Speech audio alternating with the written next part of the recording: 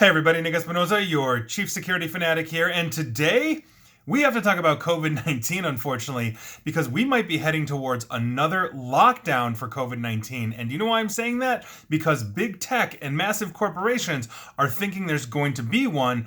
Odds are it's seeming like it's going this way. Now, here's what's going on. My question is, what do GM, Google, Lenovo, Intel, T-Mobile, AT&T, Meta, aka Facebook, Twitter, Amazon, Microsoft, TikTok, Mercedes, BMW, IBM, Panasonic, Procter & Gamble, OnePlus, AMD, and Pinterest all have in common?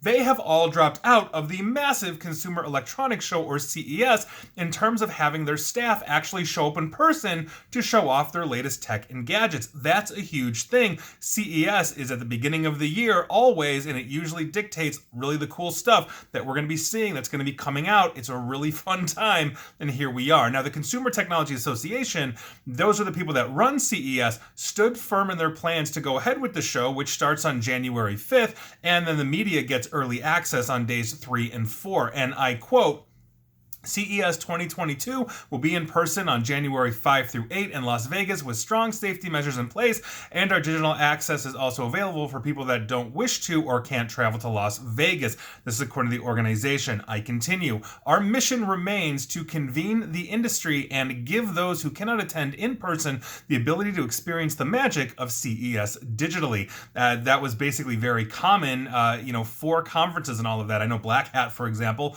very common for people in my industry to go there, basically went virtual and all of that. I even think now I'm thinking about it, I think RSA did as well. Hopefully we'll see what happens next year. Now, on Christmas Day, meaning just less than a week ago, the Las Vegas Review-Journal ran an op-ed from the head of CTA, Gary Shapiro, headlined, quote, CES will and must go on in Las Vegas, and accused the media of, quote, telling the story only through their lens of drama and big name companies. And I guess here I am, not trying to cause drama, I'm trying to analyze this. And so basically, this comes with the backdrop of the new statistics regarding COVID-19 and its variants that we are seeing, including the new Omicron variant, which seems to be spreading rapidly.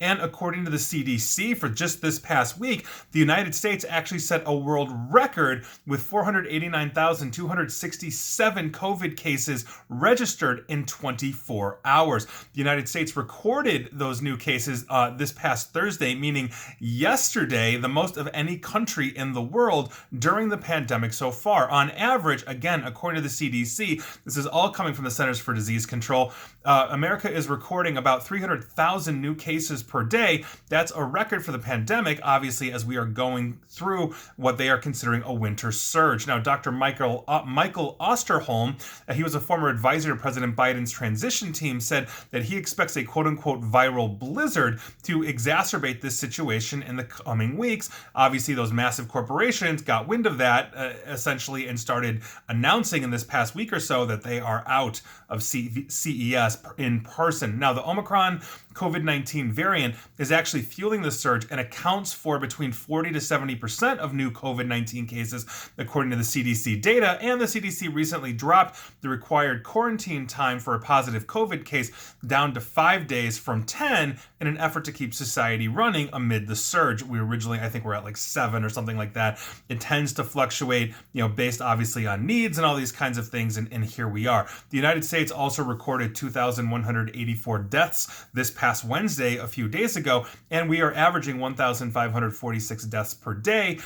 Basically, that's an 18% increase over the past 2 weeks, and that is accounting for the Omicron variant. But to be fair, that number is actually still lower than the pandemic record of 4,442 deaths in a single day recorded in January of 2020, when the bomb started to really drop on this. The CDC also reported and 75,477 Americans are currently hospitalized due to complications with COVID. That's an 11% increase over the past 2 weeks. That's as of yesterday. And Omicron has also been confirmed in 15,057 cases nationwide as well. So that obviously is a huge, huge thing. We're going to see where this goes. But when we start to see massive conferences canceled, it seems to me that usually the smaller conferences are going to follow suit.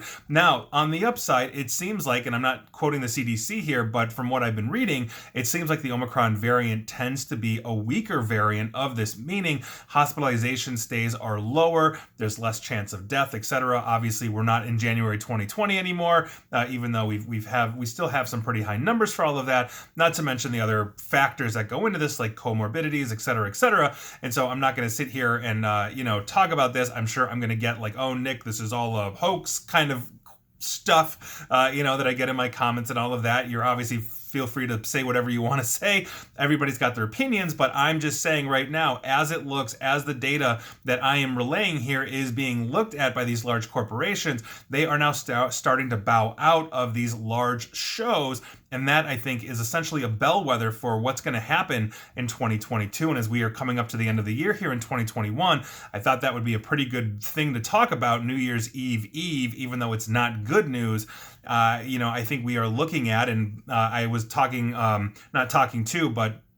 listening to an epidemiologist that said at our current rate of vaccination versus people that are getting it and then acquiring natural immunity, we are looking at probably 2024 by the time the world achieves herd immunity. And then this just becomes another, it's cold and flu and COVID season, and we all get our flu shots and our COVID shots and all that kind of stuff, assuming that most of us actually want that. And it seems like it is, given the vaccination rates, but obviously there's a good chunk of people that are not getting that, therefore slowing that vaccination rate down. And here we are. So there you go.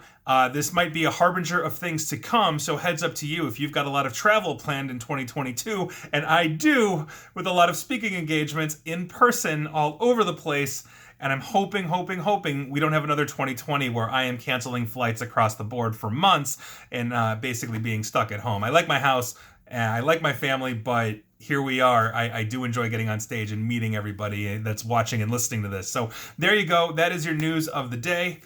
Have a good one. And please like, share, follow me here on Facebook and Twitter at NickAESP. And please feel free to subscribe to me at YouTube as well. And as always, stay safe, stay online, and please stay private. Thanks, everyone.